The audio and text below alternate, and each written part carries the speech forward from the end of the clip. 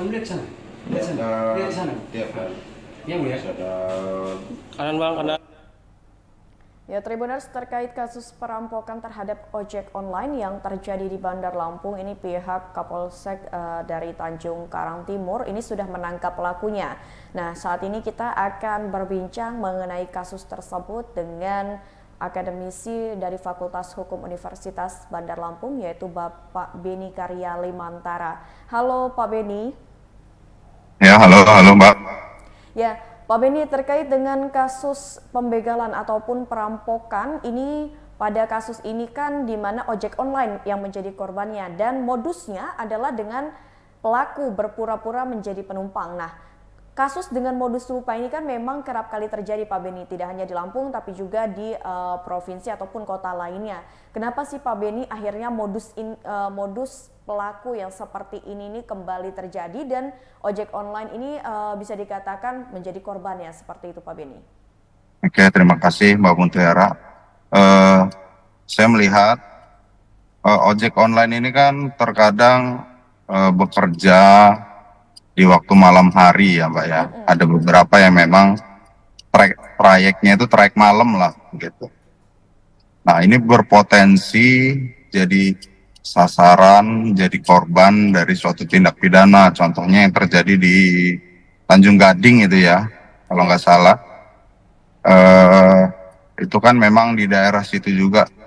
Saya beberapa kali lewat situ memang sepi untuk kalau malam hari jam-jam 9, jam 10 aja udah sepi di situ, Mbak. Potensi terjadi kejahatan pun sangat besar di wilayah itu, apalagi untuk khususnya untuk ojek motor lah ya. Potensi untuk terjadinya tindak pidana, contohnya kayak ini perampokan atau pencurian ya dengan kekerasan sangat-sangat rentan terjadi jika memang di tempat-tempat yang memang sepi seperti itu, Mbak. Oke, ini kan kita lihat bahwasannya ternyata pelaku ini berpura-pura menjadi penumpang, bahkan sudah menyiapkan senjata tajam berupa pisau. Berarti dapat dikatakan kejahatan ini merupakan kejahatan terencana, seperti itu Pak Beni? Iya, kita kalau mengkaji terkait pencurian ada beberapa pasal memang tergantung unsur yang memang dilakukan atau unsur perbuatan yang dilakukan oleh pelaku. Contoh misalnya dari 362 pencurian biasa, lalu ada 363 pencurian dengan pemberatan, lalu ada 365 pencurian dengan kekerasan. Jika ada ancaman kekerasan bisa dikenakan terhadap pelaku tindak pidana itu pasal 365 yang sanksinya itu 9 tahun.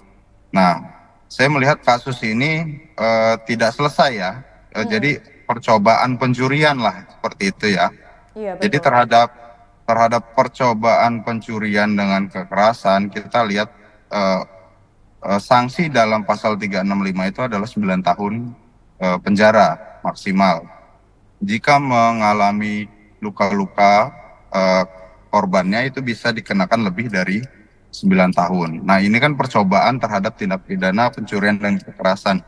Sanksi maksimalnya itu biasanya 2/3 dari ancaman maksimal. Jadi kalau misalnya 9 tahun, ancaman maksimal terhadap pelakunya itu 6 tahun, Mbak. Oke, Pak Beni, ini kan tadi berdasarkan penjelasan dari Pak Beni bahwasannya memang ini kejadian terjadi malam, di mana di malam hari apalagi tempatnya sepi ini memang menjadi salah satu faktor yang bisa membuat tingkat kejahatan ini meningkat. Nah Pak Beni, sebenarnya kalau dari sekitar Sangga sendiri kira-kira faktor apa saja sih yang akhirnya bisa membuat tingkat kejahatan terutama di Provinsi Lampung ini meningkat? Salah satunya adalah dengan kasus pembegalan ataupun perampokan yang terjadi terhadap ojol. Oke.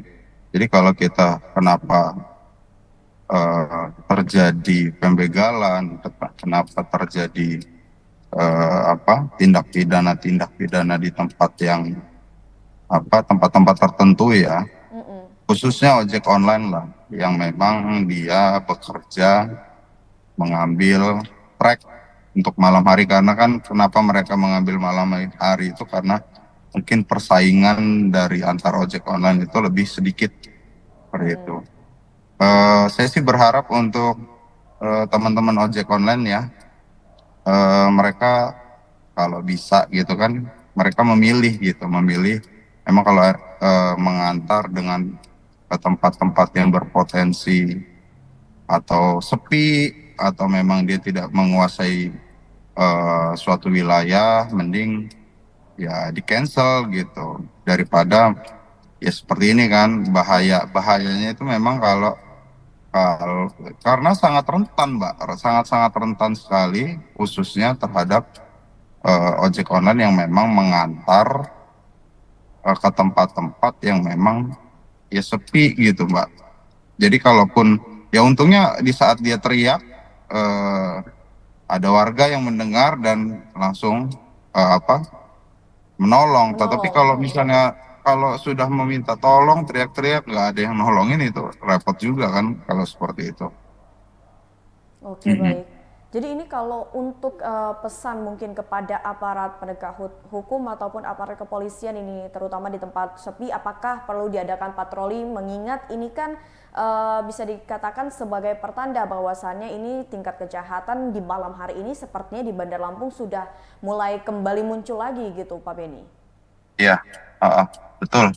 Jadi harapannya ke depannya khususnya terkait patroli ya, Mm-mm. patroli untuk pencegahan terhadap terjadinya suatu tindak pidana, ya ke depannya polisi lebih intens lagi lah, dan polisi juga bisa bekerja sama dengan masyarakat sekitar gitu di apa di dikembangkan lagi lah, kayak misalnya ronda seperti itu. Karena polisi kalaupun di kita meminta untuk selalu patroli itu tidak cukup kalau tidak ada peran dari masyarakat juga. Jadi Mm-mm. masyarakat juga di situ harus care, harus interest terhadap daerahnya. Jangan sampai daerah-daerah mereka itu dijadikan tempat oleh pelaku tindak pidana untuk beraksi seperti itu. Baik, tapi Pak Beni kalau kita melihat kepada kasus yang terjadi terhadap ojol kali ini kan terjadi di mana satu lawan satu antara satu pelaku dan juga satu korban. Ini bisa dikatakan termasuk perilaku tersangka ini cukup berani melakukan aksinya. Kira-kira apa sih yang menjadi faktor tersangka ini cukup berani untuk melakukan aksinya seorang diri seperti itu Pak Beni? Kalau ini kan tindak pidana umum ya Mbak, tindak Iya. pidana biasa sepertinya yang sering terjadi di Mm-mm. berbagai daerah. Ya tidak jauh-jauh sih Mbak.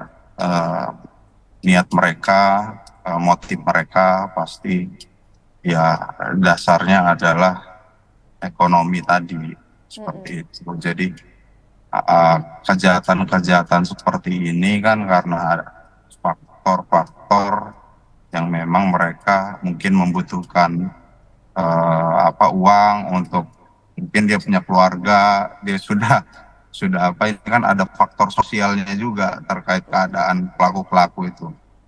Jadi saya khususnya apa ya, kalau untuk pencegahan lebih dimaksimalkan aja, khususnya bagi aparat-aparat kepolisian bekerja sama dengan masyarakat sekitar dan Babin Kamtipmas yang ada di tiap-tiap kelurahan itu lebih aktif lagi dalam mensosialisasikan minimal ronda dan keliling kampungnya lah gitu, keliling kelurahan gitu, untuk menjaga keamanan di daerahnya sendiri seperti itu. Oke, baik Pak Beni, mungkin itu saja Pak Beni terkait perbincangan mengenai kasus percobaan perampokan yang terjadi terhadap ojek online di Bandar Lampung. Mhm. Terima kasih banyak Pak Beni atas waktu dan informasinya. Ya, sama-sama Mbak Mutiara. Semoga kita bisa berjumpa di lain waktu Pak Beni. Baik, Oke, sama-sama. Baik Tribuners, tadi kita sudah mendengarkan keterangan yang disampaikan oleh Bapak Beni Karyali Mantara selaku akademisi Fakultas Hukum Universitas Bandar Lampung mengenai kasus percobaan perampokan terhadap ojek online yang terjadi di Bandar Lampung. Ya, mungkin itu saja breaking news bersama saya Mutiara. Nantikan tayangan terupdate lainnya hanya di YouTube Tribun Lampung News Video. Saya Mutiara pamit undur diri dan sampai jumpa.